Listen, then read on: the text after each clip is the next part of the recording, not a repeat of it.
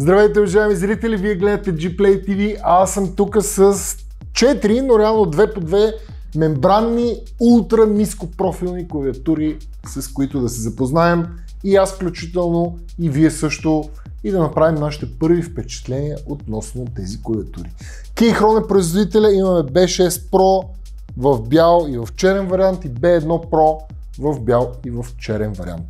Основната разлика между двете клавиатури е, че едните са супер компактни, а другите са full size клавиатури, но също са доста малки. Откъде да започнем? Мисля да започнем от малките, че често казано те ми се струват по-интересни. Ще почнем с бялата. Какво пише отзад? Имаме Compact Layout, наистина изглежда много мъничка клавиатурата. Ще ми е интересно сега да я отворя и да видя точно колко е малка. Имаме Dual Compatibility, подходящи са и за macOS и за Windows. Това е характеристика за, мисля, че всички Keychron клавиатури, така че е топ. Имаме Web Configurator, нещо, което аз лично не харесвам супер много в Keychron, но те ползват един open source софтуер, чрез който конфигурират клавиатурите си, ремапват макрота и така нататък и така нататък.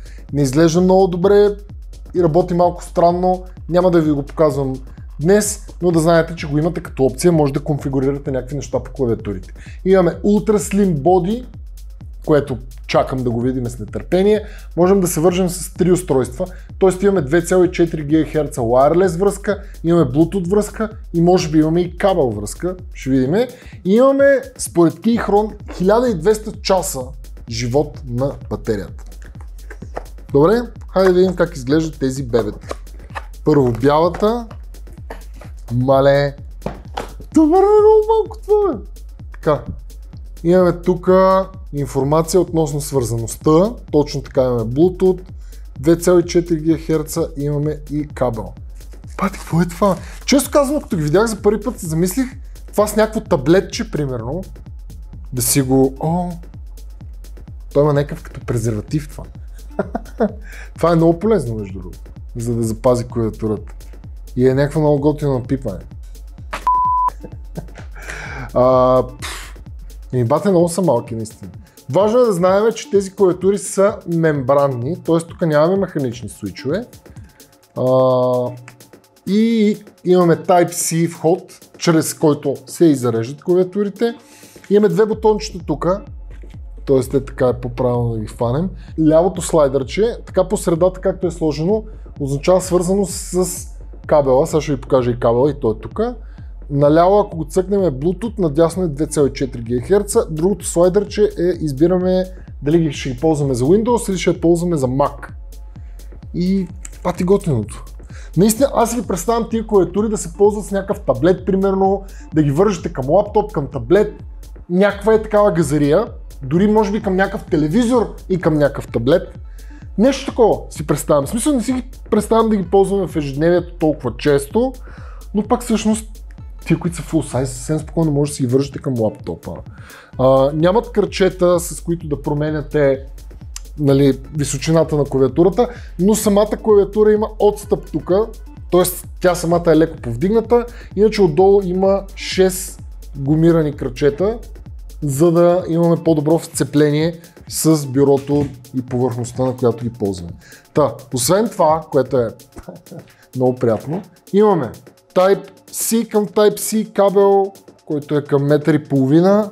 Имаме донгълче 2,4 ГГц Wi-Fi донгълче и имаме преходник от Type-C към Type-A. Май това е всичко, което се съдържа.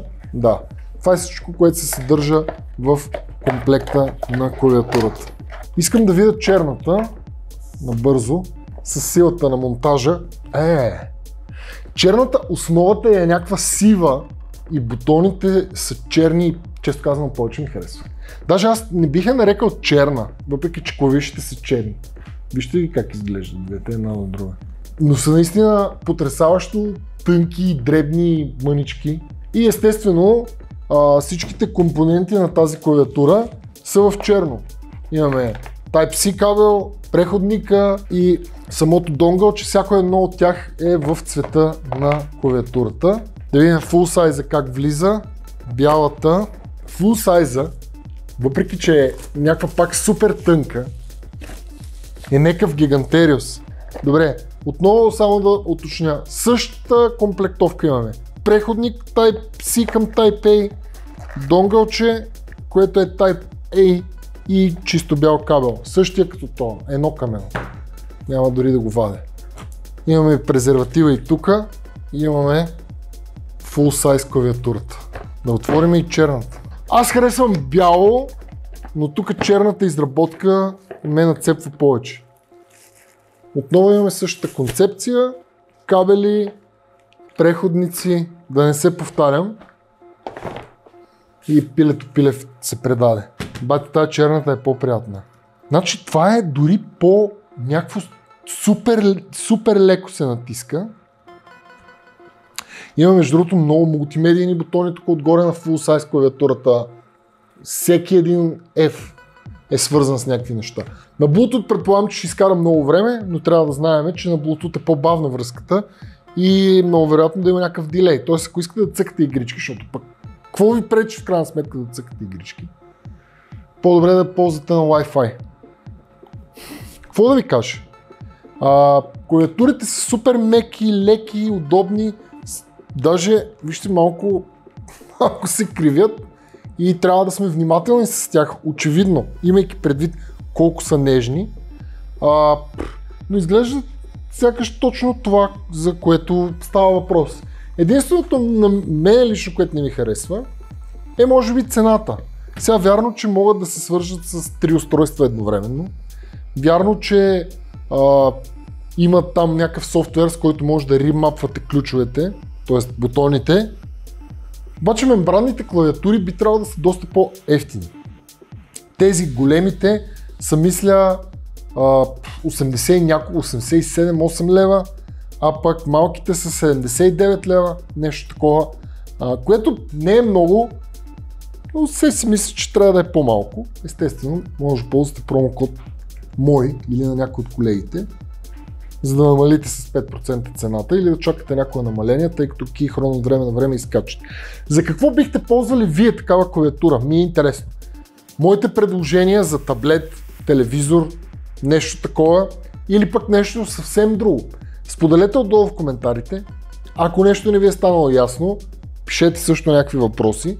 Ще се радвам да отговоря или аз или някой от колегите. И да, ако продуктът ви се е сторил интересен, в описанието ще има линкчета към Gplay.bg. Аз си го представям, наистина съм си легнал на леглото, примерно, и вместо да ползвам гласовото нещо на телевизора, си цъквам тук. Или на таблета нещо искам да си напиша и ме мързи да натискам по екрана и тук. Звучи ми доста удобно. Но да, споделете и вие, защото всеки човек е различен, всеки си цъка нещо и така. Харесаха ли ви? Не ви ли харесаха? Какво мислите за Keychron B6 Pro, по-големите, или B1 Pro, по-малките? Това е от мен, машини. Ще видим скоро в поредната лудница. Ако видеото ви се е сторило полезно и приятно, цъкнете по един лайк, последете ни в социалните мрежи. Чао от мен. Ще видим скоро в поредната лудница.